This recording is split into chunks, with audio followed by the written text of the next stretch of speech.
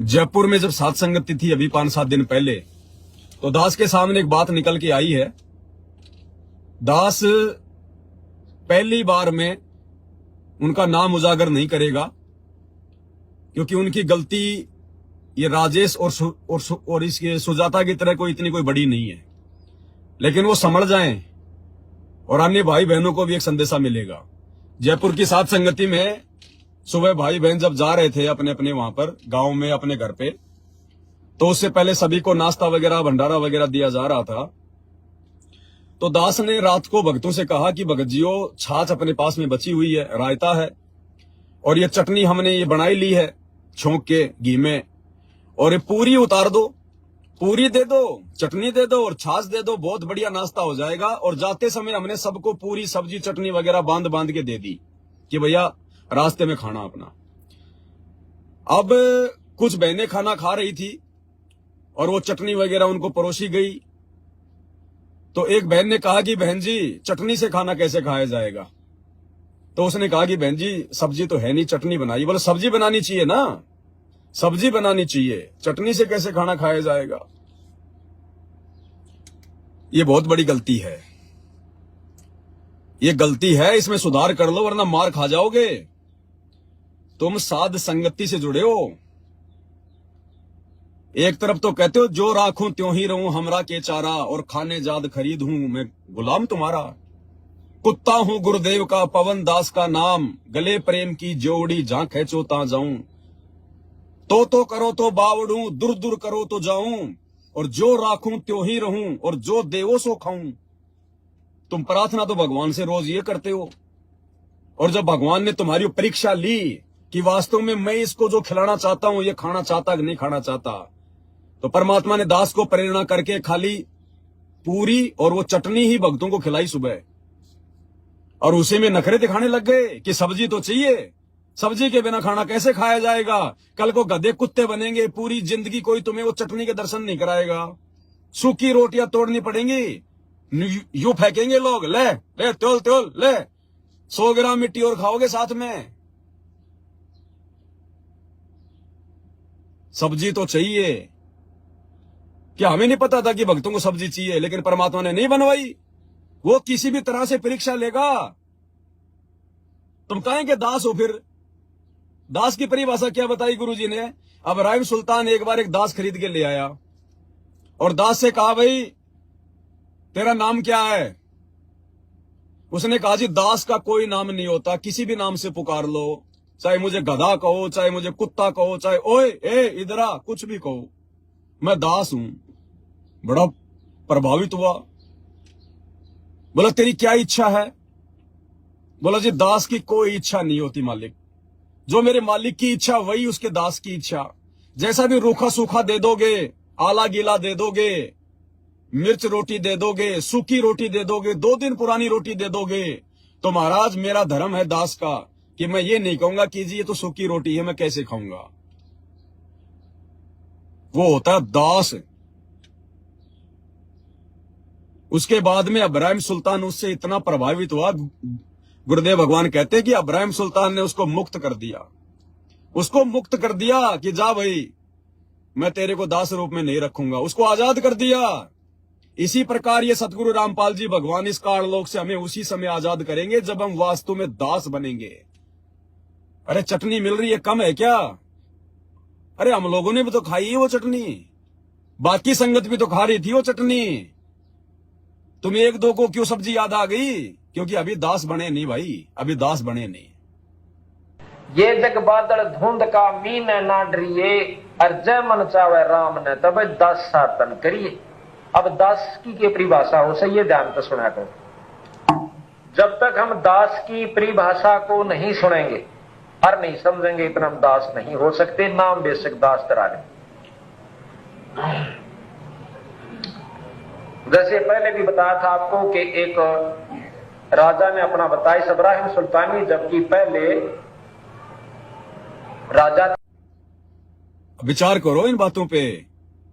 तुम सात संगति से जुड़े हो, तुम सात संगतियों में ऐसे नखरे दिखाते हो, तो घर पे तो ना जाने तुम 4-4 प्रकार की सब्जियां बना के खाते होंगे, तभी तो तुम्हारे को चटनी अच्छी नहीं लग रही। अब की बार आप लोगों का नाम नहीं ले रहा हूं, ध्यान रखना, क्योंकि ये कोई विशेष कोई ऐसी कोई गलती नहीं है, प्यार प्रेम से समझा दिया गया है। अगली बार अगर इस प्रकार की हरकतें दास के सामने आ गई, वो चटनी बांध के देंगे, फिर ध्यान रखना, चटनी की खानी है तो खाओ, नहीं तो हाथ जोड़े जाओ।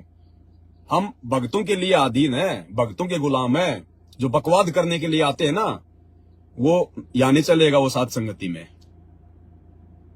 तो ये विशेष तौर पर ध्यान रखना है। एक बार गुरुदेव जब गांव गांव में सत्संग करने जाया करते थे, तो भक्तों ने गुरुजी के लिए बहुत अच्छा भंडारा बनाया।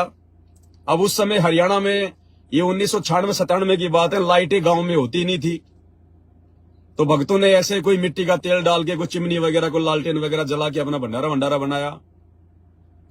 अब जैसे ही गुरुजी के लिए भंडारा तैयार करने लगे, भंडारा तैयार हो गया, गुरुजी को बैठा दिया गया जो है बल्कि भोजन के लिए। अब वो जो बहन थी, अब लाइट आ नहीं रही थी, हल्का हल्का जो है वो लालटेन का जो है वो प्रकाश था। उस बहन ने गुरुजी को घी और जो है मतलब चीनी डालनी चाहिए। जैसे हमारे राजस्थान हरियाणा में घी और बूरा खाते हैं, बूरा होती है जो बारीक बारीक जो चीनी आती है, तो वो सबसे अच्छा भोजन होता है। अगर कोई रिश्तेदार घर पे आता है तो या तो बूरा और चावल और घी, या फिर घी को जो गर्म करके उसके अंदर वो पिसी हुई जो चीनी शुगर आती है वो डाल दी जाती है, तो वो बहुत अच्छा भोजन माना जाता था पहले। तो गुरुजी के लिए एक कटोरी में घी गर्म कर दिया और उसमें ऊपर से जो मतलब बूरा डालनी थी, चीनी डालनी थी, लेकिन गलती से नमक का डब्बा उसके हाथ में आ गया और जल्दबाजी में उसने वो नमक डाल दिया उसमें, और गुरुजी के सामने सारा भंडारा रख दिया। परमात्मा ने जैसा भी अपना देव की आरती जो भी उनका विधान है वो किया, और थोड़ा सा गुरुजी ने जो है वो नमक और घी भी खा लिया, और बाकी जो आइटम था वो भी गुरुजी ने खा लिया, क्योंकि सारा तो गुरुजी ने खाना नहीं था, क्योंकि भक्तों के लिए जो अमल की छोड़ना था। भाई भगत इसीलिए तो अपने गुरुदेव के सामने भोग लगाते हैं, ताकि उनका बचा हुआ हमारे को मिले और हमारे पाप कर्मों का नाश हो। भोग इसलिए तो लगाया जाता है।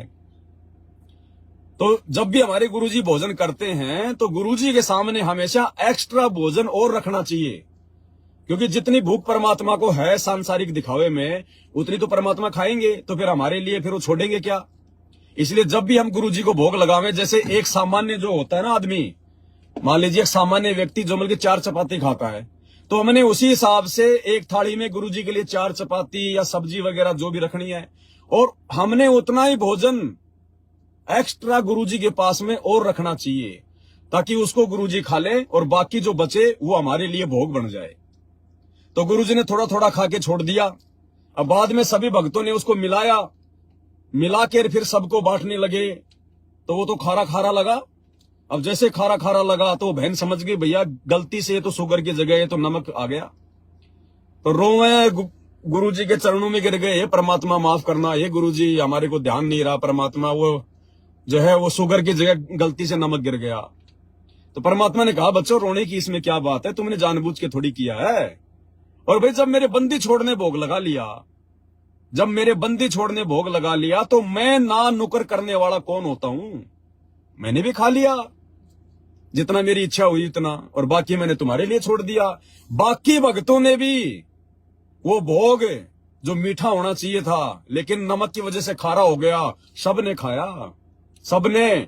और कहते हैं सबको मीठा लगा। उसके बाद वो सबको मीठा लगा, परमात्मा ने वो नमक समाप्त कर दिया। अरे तो अपने अंदर भाव तो होने चाहिए। तुम पहले चटनी को देख के नाक चढ़ा लोगे तो परमात्मा फिर कहां से दया करेगा। और फिर उनके लिए सब्जी बनाई, फिर हमने साथ संगति में फिर हमने उनके लिए सब्जी भी बनाई। क्या करें भाई, भगवान के बच्चे हैं, बनानी पड़ेगी, हम तो नौकर है भगवान के।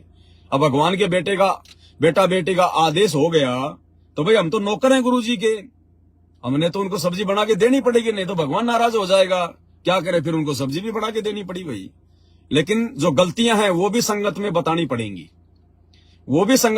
पड़ेंगी, ये जिम्मेदारी भी भगवान ने दी हुई है। तो भाई और बहनों गलतियां करने से बचें, परमात्मा बहुत दुखी होता है। अरे आज जेल में गुरुजी हैं, तुम अपने घर से भोजन बना के भेज रहे हो क्या। जेल वाले अगर आधी पकी रोटी देंगे तो खानी पड़ेगी। अगर चूहों के लैट्रिन वाली दाल अगर वहां पे बनेगी तो गुरुजी को भी खानी पड़ेगी। वो जेल है, घर नहीं है तुम्हारा जो वहां पर तुम्हारे लिए साफ सुथरी वो चीजें लेके आएंगे। जब हमारा भगवान इस प्रकार का वो गंदा भोजन खा रहा है, आप और हमें तो उसे लाख गुना अच्छा खिला रहा भगवान, उसमें भी नाक चढ़ा रहे हैं क्या? परमात्मा तो कहते हैं देख पराई चोपड़ी मत ललचावे जी, लूखी सूखी खाए के तू ठंडा पानी पी। अरे जैसा भगवान दे रहा है ऊपर से पानी पी के मौज कर, अपनी भक्ति कर, निकलना यहां से गंदे लोग से। आज अगर तूने खा भी लिए 56 प्रकार के भोग, पार नहीं हुआ, अगले जन्म में क्या खाएगा? गोबर खाएगा, कुत्ता बन गया। तो भाई और बहनों, ये गलतियां हैं, इनको सुधारो। क्या फायदा? 30 साल से भगवान चिल्ला रहा है, 10 साल से ये कुत्ता चिल्ला रहा है, और फिर भी वो की वो मन में गंदगी, वो की वो हरकतें, फिर भगवान ठोकर मार देगा। और एक बार अगर सात संगति से परमात्मा ने निकाल दिया, तुम कितने भगत बन लेना, फिर तुम कितनी भक्ति कर लेना, कितने भगत बन लेना, वो भक्ति तो देगा भगवान। उनका विधान है, साहिब हकना राक्षसी जब मांगो तब दे। लेकिन काम तो नहीं बनाना जिस काम के लिए भगवान ने सात संगति से जोड़ा था। फिर तुम कितने बड़े, चाहे तुम सुदामा बन लेना। तो विचार कर लो इन बातों पे। ये इस प्रकार की जो गलती सात संगति में हुई ना, ये 2-3 घटनाएं, ये परमात्मा हम आत्माओं को आगे के लिए शिक्षा दे रहा है कि कहीं तुम फिर से गलतियां ना कर बैठो। भगवान चाहिए, सतलोक चाहिए, इस गंदे लोक में टाइम पास करना है, जैसा हो जाए वैसा। हमने तो असली वस्तु प्राप्त करनी है। तो इन चीजों का ध्यान रखो भाई और बहनों, आगे से हमारे से इस प्रकार की कोई भी गलती ना बने।